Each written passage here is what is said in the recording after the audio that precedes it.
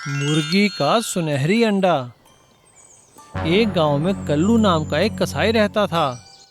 उसकी गांव में मीट की दुकान थी। वो जंगल जाकर मुर्गियां पकड़ता और अपनी दुकान में काट कर उन्हें बेचा करता था। लेकिन कसाई होने के बावजूद भी वो दिल का बहुत नेक इंसान था और बेजुबान पशु पक्षियों की वो मदद भी किया करता था। एक दिन जब कल्लू मुर्गियां पकड़ने जंगल गया, तभी उसकी नज़र एक सुनहरी मुर्गी पर पड़ी जो एक झाड़ी में फंसी हुई थी। उसे देखकर कल्लू ने मन ही मन सोचा, अरे वाह, इतनी सुनहरी और बड़ी मुर्गी। मैं इसे झाड़ियों से निकालता हूँ, इसे बेचकर तो खूब पैसे मिलेंगे। और कल्लू ने उस सुनहरी मुर्गी को झाड़ियों से निकालकर अपने थैले में बंद कर दिया।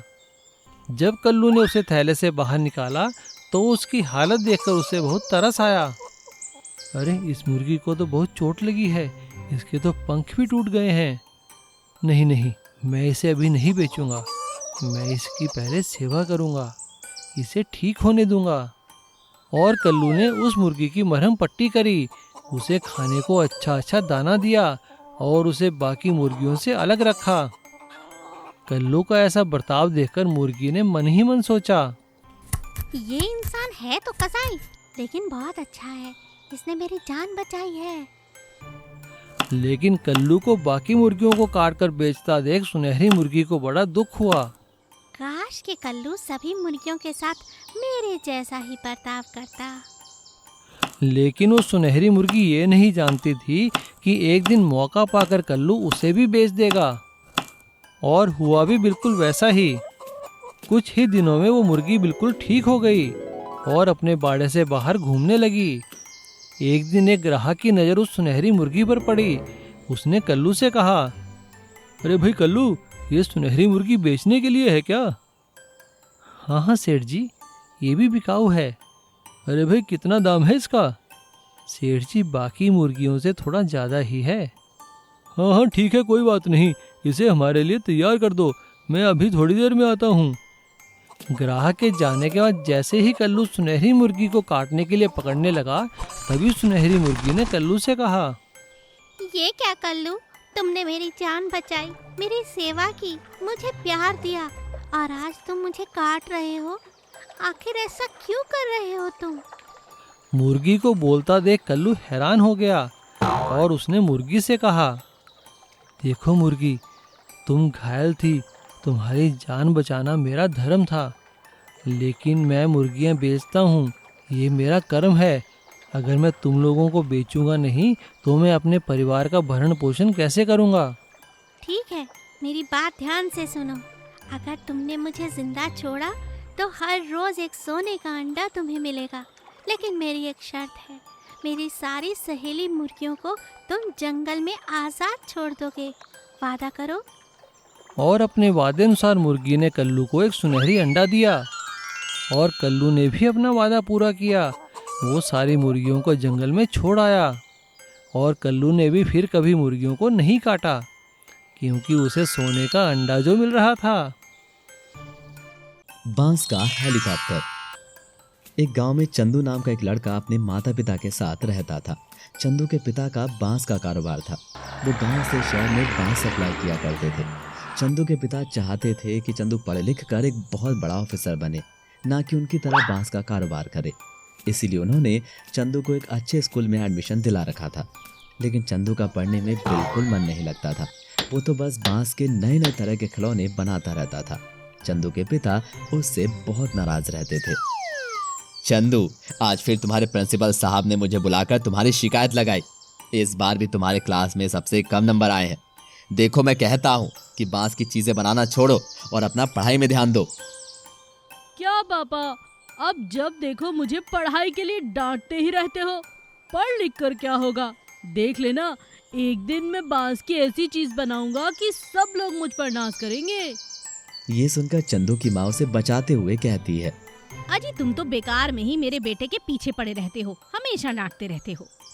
ये ठीक ही तो कह रहा है, आगे चलकर इसे आपका बांस का कारोबार भी तो देखना है। समय के साथ साथ चंदू बड़ा हो जाता है, लेकिन उसका बांस की चीजें बनाने का शौक नहीं जाता। वो बांस की बड़ी बड़ी चीजें बनाने लगता है, जैसे बांस की कार, बांस के फर्नीचर, मेज, कुर्सी आदि। एक दिन काफी बारिश होने के कारण गांव से शहर जाने वाला पुल टूट जाता है, जिस वजह से चंदू के पापा शहर बांस नहीं ले जा पाते और उनका काफी नुकसान हो जाता है। वो काफी परेशान हो जाते हैं। अब हम क्या करेंगे? ये पुल ना जाने कब बनेगा। आप फिक्र क्यों करते हो जी, कोई ना कोई रास्ता जरूर निकल आएगा। मुझे अपनी नहीं, तुम्हारे इस निकम्मे बेटे की फिक्र है। अगर ऐसा ही रहा तो कारोबार बंद करना पड़ेगा, इसका न जाने क्या होगा। ये सुनकर चंदू कहता है, पापा मैंने आपकी समस्या का हल निकाल लिया है, चलिए मैं आपको दिखाता हूँ। चंदू अपने माँ बाप को लेकर पहाड़ी की चोटी पर जाता है। वहाँ उसके माता पिता ये देखकर हैरान हो जाते हैं कि उसने एक बांस का बहुत बड़ा हेलीकॉप्टर बनाया था। चंदू अपने पापा से कहता है, पिताजी आप सारे बांस इस हेलीकॉप्टर में लाद कर शहर ले जाकर बेच सकते हैं। चंदू के पिता हैरान होकर कहते हैं, बेटा हेलीकॉप्टर चलाने के लिए इंजन भी तो चाहिए। पिताजी कई साल पहले गांव में नदी के किनारे जो एक हेलीकॉप्टर गिरा था ना, मैंने उसका इंजन उठाकर इसमें लगाया है, देखो ये स्टार्ट भी होता है। और चंदू उस हेलीकॉप्टर में बैठकर उसे स्टार्ट करके दिखाता है। उसने उस हेलीकॉप्टर में काफी सारे बांस पहले से ही लाद रखे थे।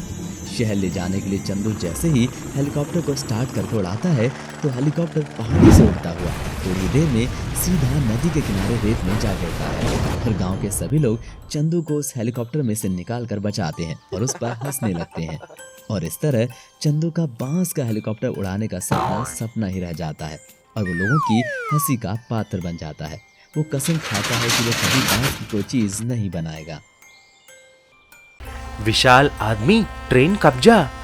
लालापुर के एक गांव में शंभू करके एक लड़का था। शंभू को खिलौनों के साथ खेलना बहुत अच्छा लगता था। जब भी देखो वह ट्रैक्टर, ट्रक, बस के खिलौनों से खेलता ही रहता था। ये देखकर उसका पिताजी श्यामू उसे बहुत पीटते थे। एक दिन वह उसी तरह घर के आंगन में खेल रहा था, तभी उसके पिताजी आए।